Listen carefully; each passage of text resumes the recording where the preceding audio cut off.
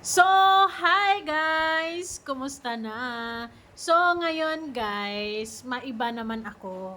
Dahil medyo mahaba-haba na ang babasahin ko dahil napahaba nga ang sermon ni Big Boss dahil sa ingay-ingay nyo. Kayo na magbigay ng point of view para sa akin. Okay? Pero kung matatapos ko naman ito sa pagbabasa ng wala pang 10 minutes, pwedeng magbigay ako ng kaunting opinion lamang. So, ito na nga, Sir Leo D. Kikilos na ano yun.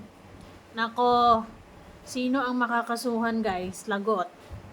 Lagot talaga kayo. So, bago ang lahat, don't forget to support and subscribe Kuya Val Santos Matubang, atin na vlog Kalinga Prab. At sa lahat ng Team Kalingap, syempre guys, salamat sa suporta at pagmamahal nyo sa aming mga Kalingap reactors. Magbabasa lang ako for today's video. Unang talata. Wala na kayong awa araw-araw, gabi. Umiyak ang bata dahil kung ano-ano na sinabi ninyo sa bata ngayon yang mga kabalastugan ninyo. Wala na sa tama. Kaya yan, Biansi, kasuhan na.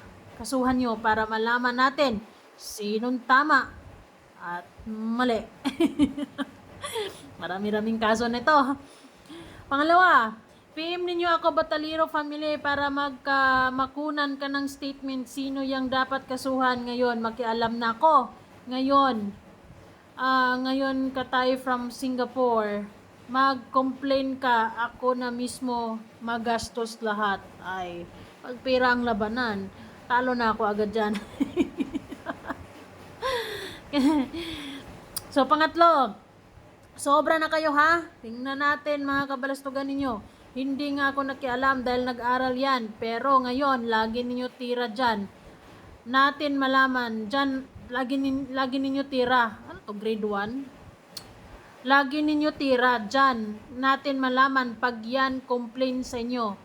Na kinabang kayo, dada pa kayo. Ganon talaga sir, pag social media. Kaya, kung ayaw mo mapakialaman ng buhay mo, talagang kalmado ka na lang. Pero, ganoon talaga.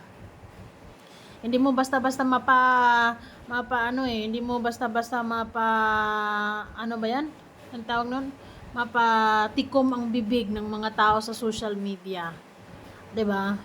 Kaya ngayon, kung gusto ninyo ng totoong laban, ako na magbayad para malaman natin ang mastermind. Nakabuisit na kayo kahit anong gawin ninyo, ang totoong sulit sa sponsor ni Beyonce, hindi nyo madala sponsor. Ang totoong sponsor sa bata na sulit, hindi ninyo yan makuha, mga sponsor na yan. Makuha ninyo mga sponsor yun, yung walang alam. Ala ka. Galit sa sponsor.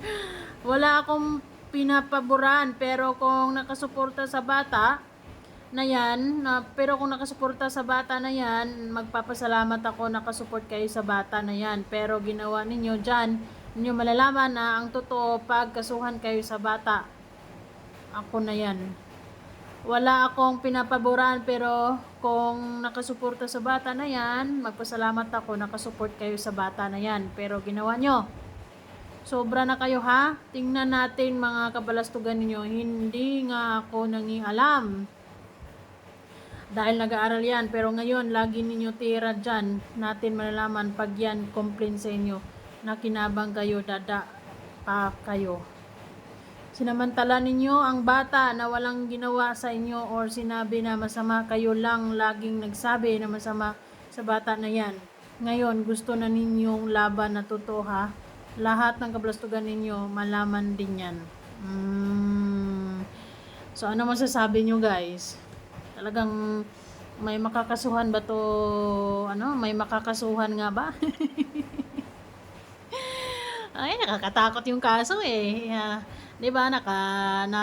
Ubusan ng pera, matagal matapos, tapos hindi mo pa alam kung mananalo ka late sa bandang huli, 'di ba? Pag natalo ka nga, 'di ba? Hay, naku po. Anyways, ayun dahil si LD, masasabi ko na talagang concerned siya kay Beyonce sa tuwing nababash talaga si Beyonce, lalabas siya. Pero sir, ito yung realidad ngayon sa Sokmed. Sa dami-daming mga basher ngayon ni Beyonce dahil sa ginawa niya. Hindi nyo dapat nung una, ikaw na nag-advise na wag na abot doon sa Tulfo. Kasi alam mo ang mangyayari, 'di ba? Kayong mga sponsor kayo diyan, na sana kayo yung nag-advise sa kanya o sa pamilya na sana hindi na umabot doon dahil kapag ka ganon, ayun na nga, umabot nga doon, eh naging nonsense kasi yung reklamo, kaya nagkakaganito. 'Di ba? Walang tigil yung pang-aasar ng mga viewers din sa totoo lang, lalo na ay nangaasar din siya sa live, kaya talagang ito tuloy-tuloy na. Sa dami ng basher, hindi lang libo, 'di ba? Libo-libo. Kapag nakakasuhan mo yan lahat, nako po, ang dami. 'Di ba? Kasi ang dami talagang mga balahura sa social media eh. Kaya talagang mm, kung ayaw mo ng maingay na buhay, umalis ka sa social media. Pero kung gusto mo ng bardagulan at bored ka sa buhay, dito tayo sa social media dahil marami tayong kaibigan ditong marites parites. Anyway, sino kayang makakasuhan at sino kayang mga napipisil ni LD na makakasuhan later on? Well, baka meron na silang naispatan kung ano ba yung mga sinasabi nila kay Biancy kasi na kung ano-ano man, 'di ba? So, sana sa mga sponsors ni Biancy na totoong concern, wag nyo na kasing i-advise nyo si Biancy na wag na siyang mang-asar sa live niya, mag-live siya ng maayos or mag-shoutout na lang siya. Wag na siyang mga asar pa dahil ayun na nga, you can't please everybody to like ano lang. Yung iba talagang hanggang ngayon hindi pa nakaka-move on sa pagpapatulpo na yan, syempre, di ba? Kayong mas nakakaalam, kayong mas masakalam dyan, kayo na mag-advise sa kanila kung paano i-handle ang buhay nila dito sa social media para iwas bashing. 'Di ba? Dahil kahit magwawala itong si Sir Leo di sa sa social media, yung mga basher na yan hindi pa rin yan titigil. 'Di ba? I doubt it kung isa-isahin ni sponsor ang pagkakaso sa dami ng mga basher talaga na hindi talaga mapipigilan. Sobra. Sobra. Grabe. So, ayun na nga, dahil sa usaping kita-kita na yan, maraming kumontra, maraming tumaas ang kilay, dahil hindi na nga nila gusto makita ang pagmumukha ni Kalinga Pido, tapos biglang nabalitaan nila, di ba? Patay kang bata ka. So ayun, sa mga sponsors na sakalam na nakapaligid sa pamilya, advice at least si Beyonce kapag nag-live ay mag-shoutout lamang. Wag na siyang makisali sa issue dahil one versus sa maraming mga viewers, nako iwan ko na lang. 'Di ba? Walang katapusang walang katapusang bashing, walang katapusang 'di ba, pang-aasar kapag si Beyonce ay papatol din or mga asar din. Pero na lang kung kayanin talaga ni Beyonce ang power ng mga viewers, lalo na yung mga viewers ding naaasar din sa pang-aasar din niya, 'di ba? So, kayong mga sponsor, kayo na mag-advise na tigilan na yung mga pang-aasar na yan. Dahil yung one time lang o dalawang beses lang mang-asar si Beyonce, isang buwan yan, hindi makakalimutan, taon, hindi makakalimutan ng tao yan at paulit-ulit mo yung mapanood, marireels yan, lahat. Ayun, mahusgahan ka na agad-agad. Diba? Pero, syempre, pag dito ka sa social media, tatagan mo ang loob mo dahil, ayun na nga, meron talagang ayaw sa'yo, meron talagang basher, at meron talagang walang hiya. O, ganun lang yan.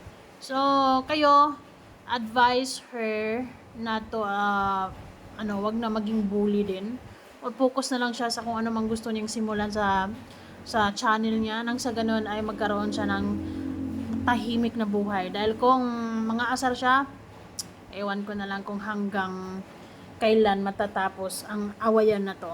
Kahit depende na lang kung isa-isahin ng mga sponsor sa pagkakaso. I doubt it. No, kasi sobra, hindi naman ganoon kadali 'yon, 'di ba? And yung mga bashers ngayon, yung mga reactors ngayon may utak na at alam na nila yung dapat at hindi dapat. So, comment down kung ano masasabi nyo guys.